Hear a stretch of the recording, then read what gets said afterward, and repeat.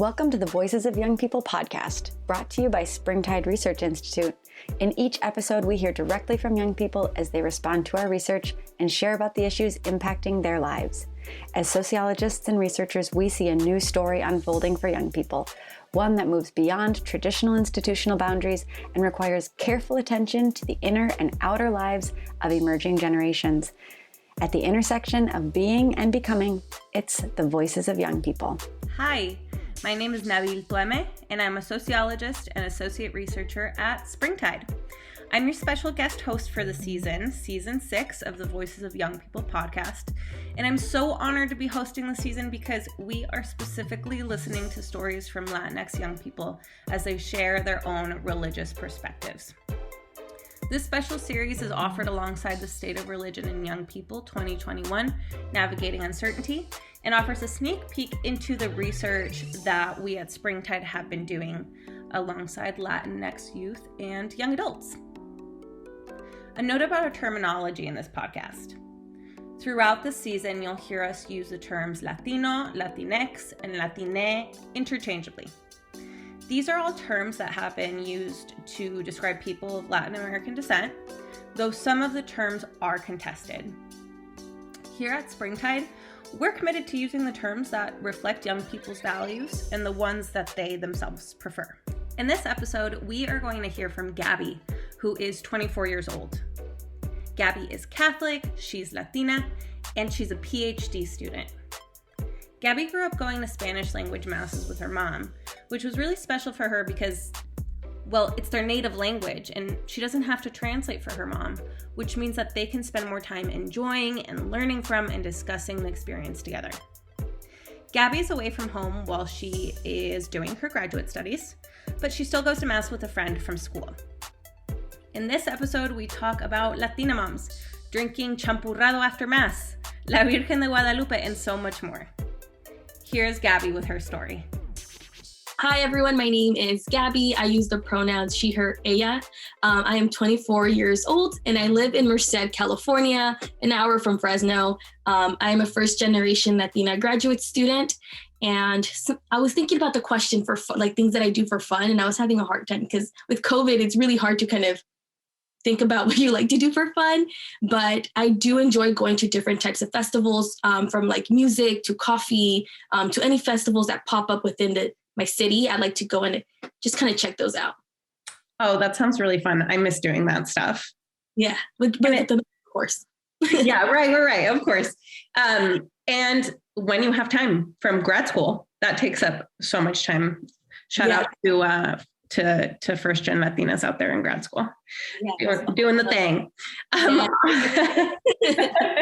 Awesome.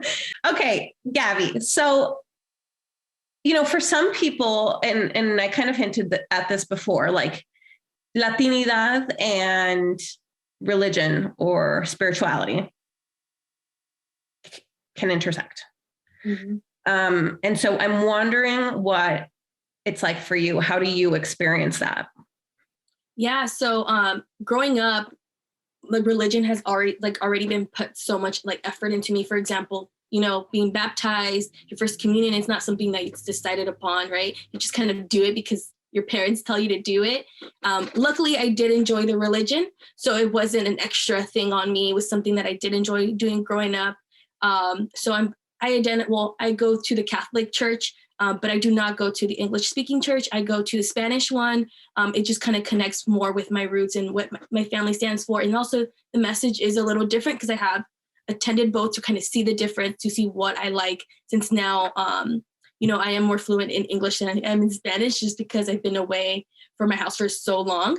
But still, there's something connected to the Spanish-speaking church, specifically the Catholic Church.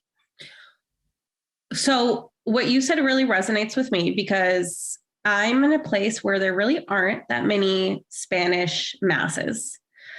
But when I go visit my family, like in Mexico, and I go to mass, it's obviously in Spanish. Mm-hmm.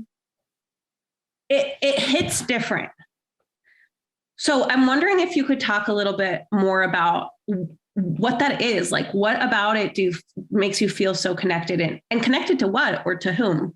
Yeah. So it's more like just the environment first, right? When you walk in, you see all these families sitting together. You see like different age groups or like even generational groups, right? Because I'll see like a grandma and then like a mom and then like maybe a dad and the kids. And it's just also, there's a lot of women in there as well. So I'm really connected with just walking in and just feeling comfortable, seeing that there's people like you speaking the same language, no one like trying to translate in English, that I have a hard time like going to places and having to translate things. I mean, I don't mind translating. I've done it my whole life, but just kind of having this space that I don't have to translate is amazing. And then I also do feel connected with the priest as well, because they themselves kind of stay with modern times, right, to remain relevant. And they connect things that not only resonates with my mom, but also resonates with myself in different age group, right? Because like my mom is much older than I am. And he kind of speaks to the younger crowd and then also to the older crowd and kind of mixes it in and tries to help people like navigate those relationships, since there's so much like going on and a lot of changes going on. And he even like speaks to parents and lets them know like, you need to be more open with your kids. You need to do this. And I'm like, yes. And we've seen like, right now we're doing like breaking generational curses or whatever it might be. And it kind of like allowed for those conversations to happen. For example, my mom will ask me like, what is he talking about? And then I'll go home and explain like, oh, I think this is how I took it. So we kind of have like those conversations that I've thought of having with my mom, but kind of forget. And then when I go to church on Sundays, he reminds me and I'm like, oh yeah, that's what I've been meaning to tell my mom. So it's just a lot like being comfortable in church, and also, and just an extra benefit when you walk out of church and they're selling snacks. They sell champurrado, and I just feel at home, right? And you don't have to wait for Christmas. You don't have to wait for like the holidays to get your favorite snacks. They sell them right there outside the church. Oh my gosh, that brings up so many good memories, because I grew up in California up until the time I was 8. And I've been living on the East Coast since I was 18 in a few different states. But that doesn't happen here. So like, I just remember being able to go outside of church and get esquites, like the corn in a cup with the queso and the chile. It was such a nice little treat after church. That's how my mom used to convince us to go with her. She'd be like, I will buy you tacos, or I will buy you raspado. And I'd be like, heck yeah. Up. So she got me there. It's smart. I'm not going to lie. I think it's a smart move. Who could resist some of those foods? It's just an hour of my time and I get an esquite. Yes. Yeah, exactly. That's so funny.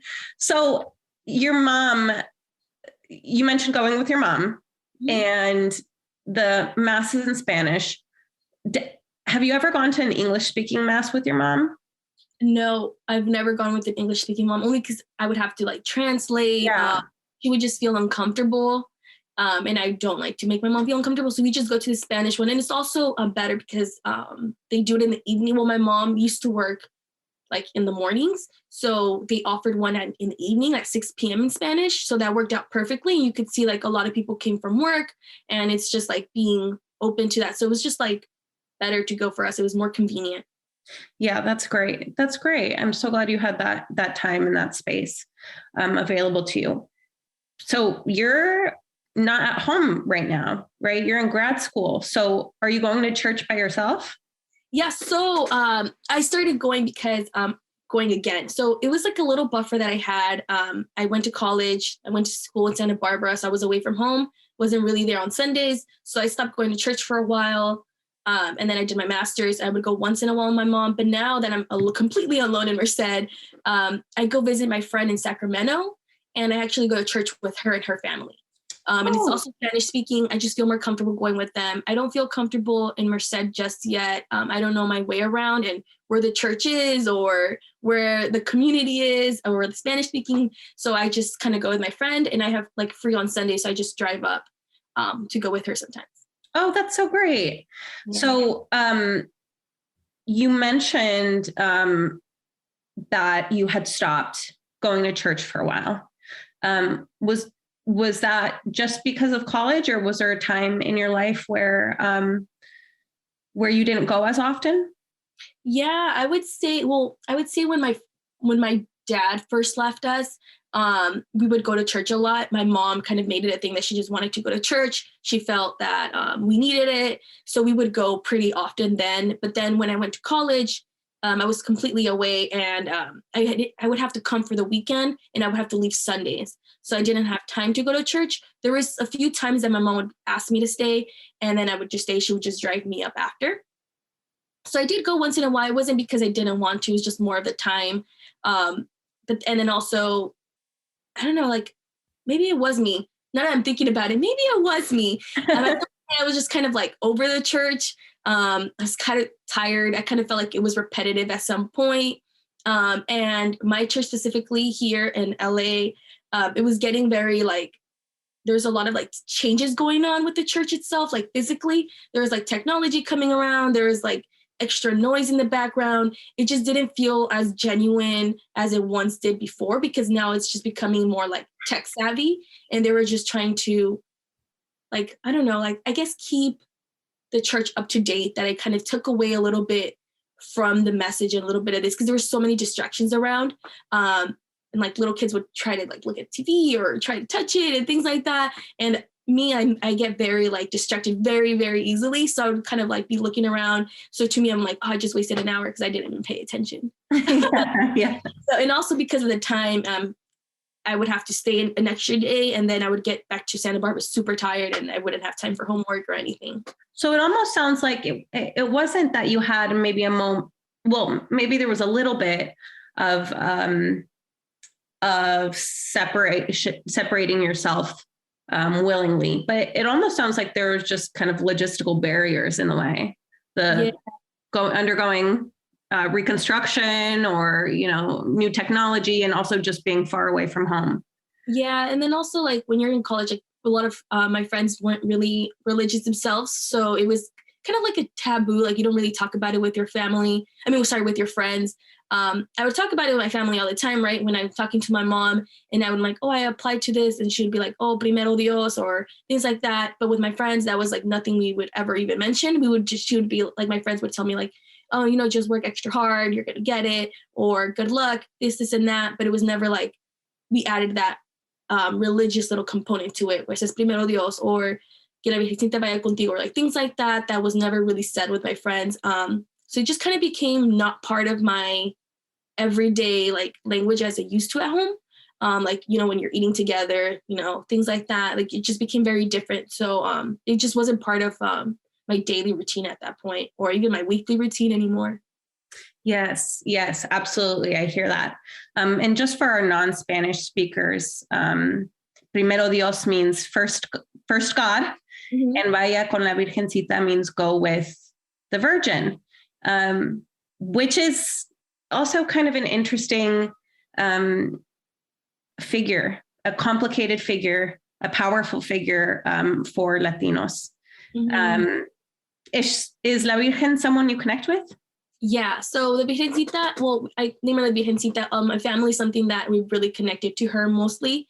I live in a family of just women, so we really do connect with her, and we really, when we speak to our religious like saints or things like that, we just kind of focus more on her and give her the energy that we don't want to be reciprocated.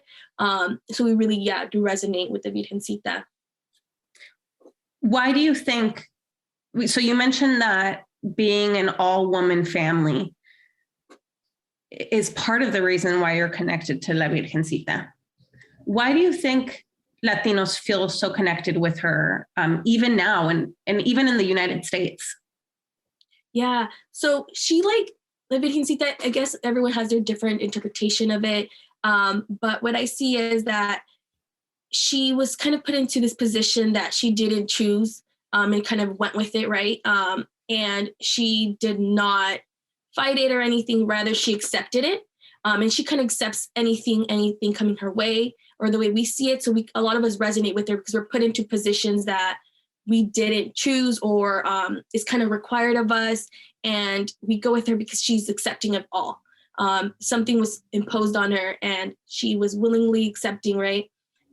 So they kind of feel like, oh, she's someone that we can go to. And also she's considered pure. and innocent.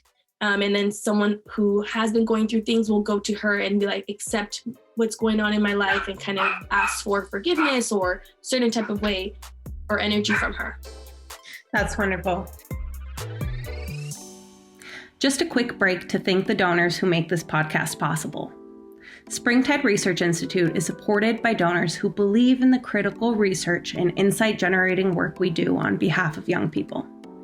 You too can help sustain the work of Springtide so that resources like this podcast series can be made alongside our research reports. Your one-time and ongoing gifts allow us to continue our mission to equip those who care about young people to care better. Visit springtideresearch.org today, where you can make your own tax-deductible donation with a variety of giving options. Now, back to the episode. What do you think you get from your religion that you don't get anywhere else?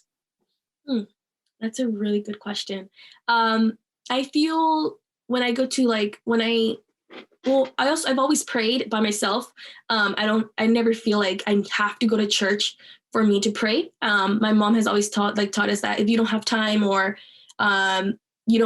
something is coming up and you can't go to church physically, or with COVID, right? We didn't go to church for a long time. We could practice on your own. You could pray on your own. So every time I would just kind of, pray for my sisters, pray for my family. Since I was away from home, it kind of made me feel connected to them. Because I knew as I was doing it, they were doing it as well. So, and we, it's not something that my mom would call me and be like, did you pray today? No, it was just something that we just knew I did and I knew they did, and we prayed for each other. So that kind of brought me peace. It brought me just to feel like their love, even though we're not even in the same place. I just felt that piece of home with me, which is so interesting because now that I talk to my friends, those same friends, they're actually religious as well. And we just didn't talk about it in college. Like that one friend, we didn't talk about it in college. And now that we're older, I go to church with her family. And I'm like, why didn't you tell me about this before? And she was like, I don't know. So we just didn't really bring it up, but we all did it on our own, which is so interesting. And she's also Latina. So I'm like, this is so funny. Yeah, I don't know. To me, it's always brought me peace. It's brought me warmth, being connected to home. And I don't know, it's just really nice. That's great. And do you connect with the church community? How important is that to connect with the church community?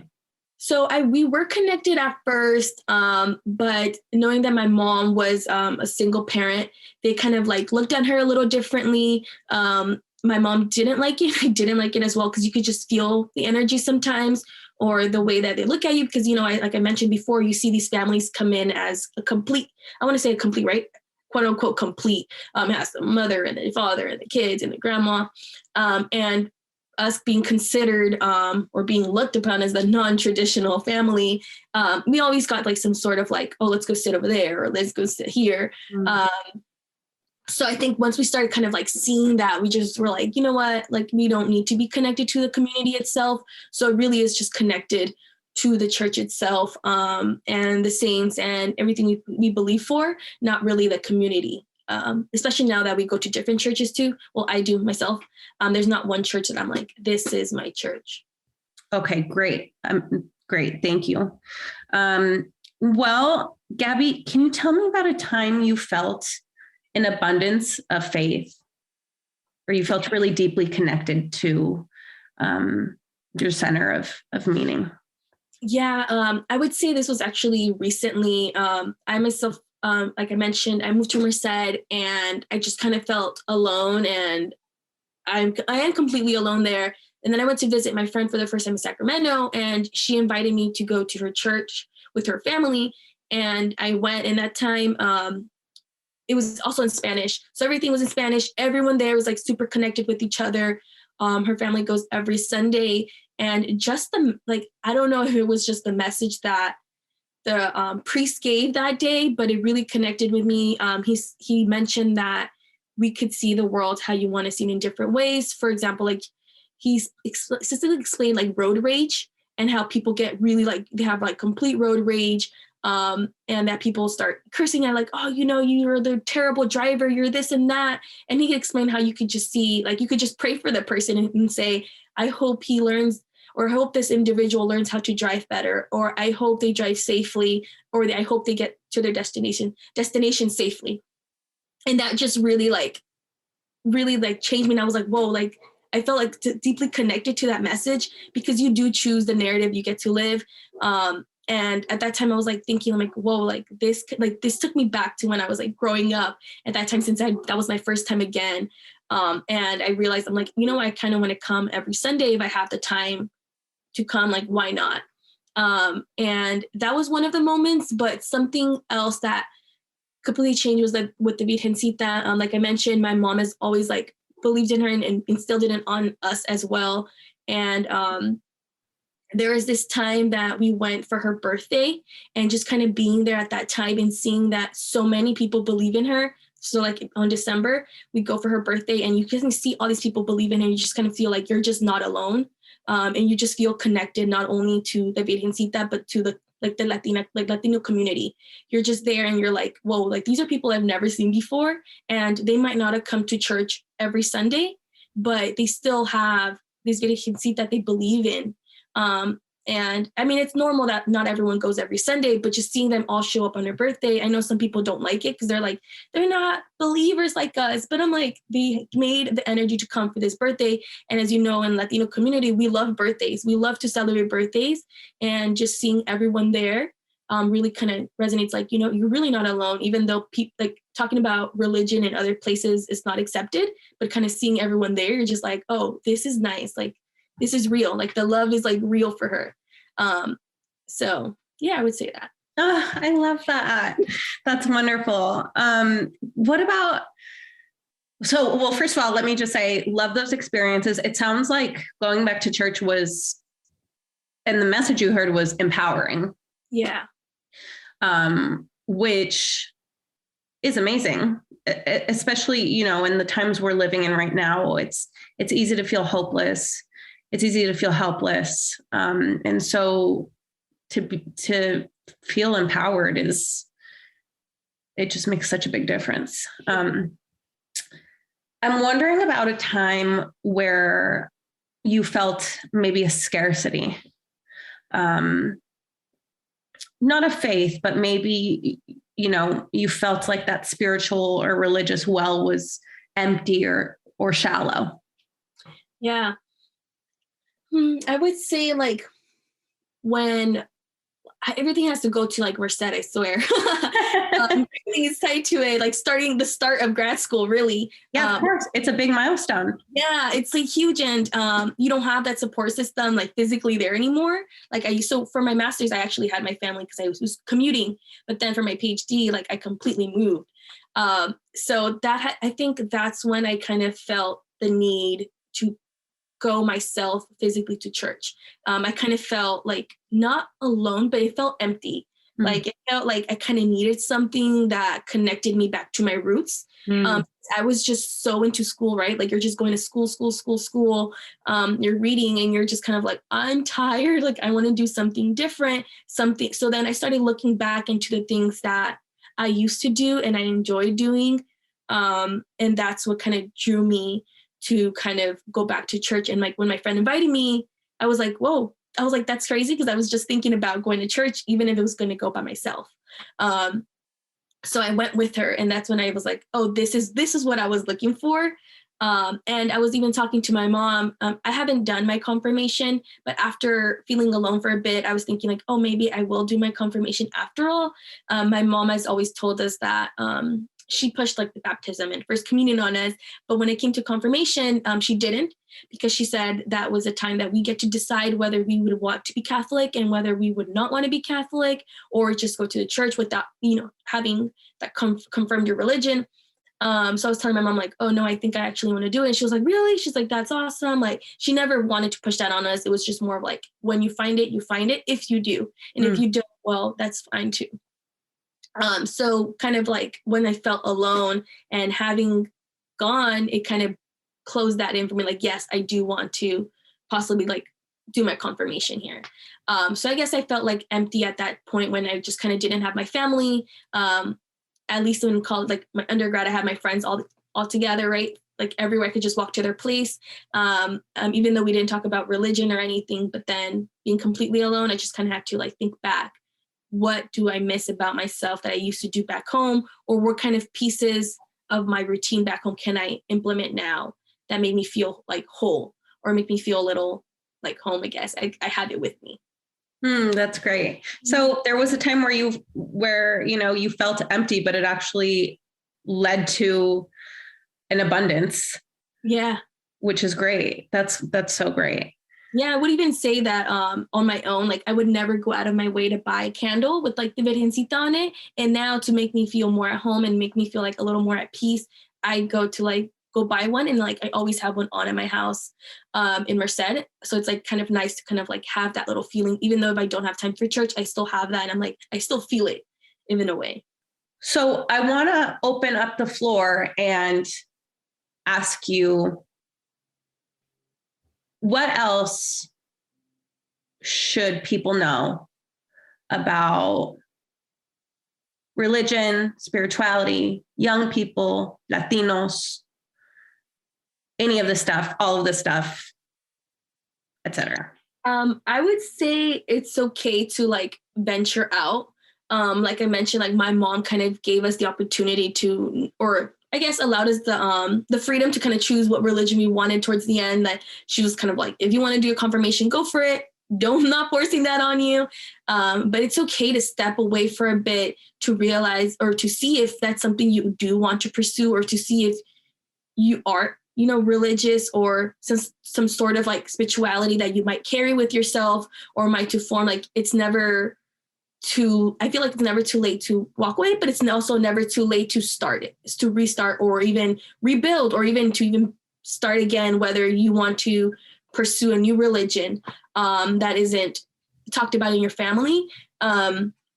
And you could even bring in those practices with your parents, and like kind of slowly bring it in, like, oh, I've been pursuing this, I've been doing that, only just to like make sure you're putting yourself first. I feel like I needed that, even though I wouldn't go to church during college. And I think that did me very well, because I feel like I would have maybe been like, I don't want to say tired of it, but I would have been like suffocated, like, oh, I have to go on Sunday, or I have to go this. Now it's just that I genuinely want to go on Sunday. It's not that I'm forced. It's not that my mom is holding me by the arm and forcing me to pay attention. It's like, I genuinely want to be there. And I feel like that's what a lot of us that kind of need, like just having that freedom. If you get to choose of what you want to do, when you want to do it, you don't have to go to church physically to feel some sort of spirituality or religion. It could really be done anywhere if you choose to do it. It's always if you choose to do it, right? It's always on yourself. It really comes from you. And all of this came from myself, that I was like, oh, I'm venturing out. I want to do this. Yeah, my friend invited me, but I was the one who accepted. I could have easily said no. Right. Yeah. So there's a lot of things that I'm like, yeah, I'm glad this wasn't like forced upon me. Maybe it was growing up, but then when I stepped away for a bit due to some, barriers, I found myself back to it. And it's now brought me like nice little like home, or I just feel like this faith, right? Like it just makes me happy. I love that. Gaby, this has been so wonderful talking with you today. Thank you so much for opening up and sharing your experiences with me and with Springtide. Of course. Yeah, no, thank you for the questions. I don't really talk about this usually, so this was great to have this space to talk about this, because again, we don't really talk about it with our friends and maybe with their parents, and they might be rolling their eyes at us like, I told you, but I don't like to talk about it with her either, right? So I'm like, So good. Well, thanks again, Gaby. Visit springtideresearch.org to hear more voices of young people and to download our latest report, The State of Religion and Young People 2021, Navigating Uncertainty. Thanks to a very generous donation, the digital version of this report is free to download. Springtide Research Institute is supported by donors who believe in the critical research and insight-generating work we do on behalf of young people. Make your own tax-deductible donation with a variety of giving options on our website today. Today's show was produced by Nabil Tweme, Marta Abuaji, and TJ Birnbaum, with original music by high school student Christian Unthank. Special thanks to the 5 guests featured in Season 6, Latinx Voices with the State of Religion in Young People 2021, and to all the young people whose perspectives and insights make our research possible. Follow us on social media at We Are Springtide and interact with a variety of resources connected to the 2021 report with the hashtag Religion and Young People 2021. Thanks for listening.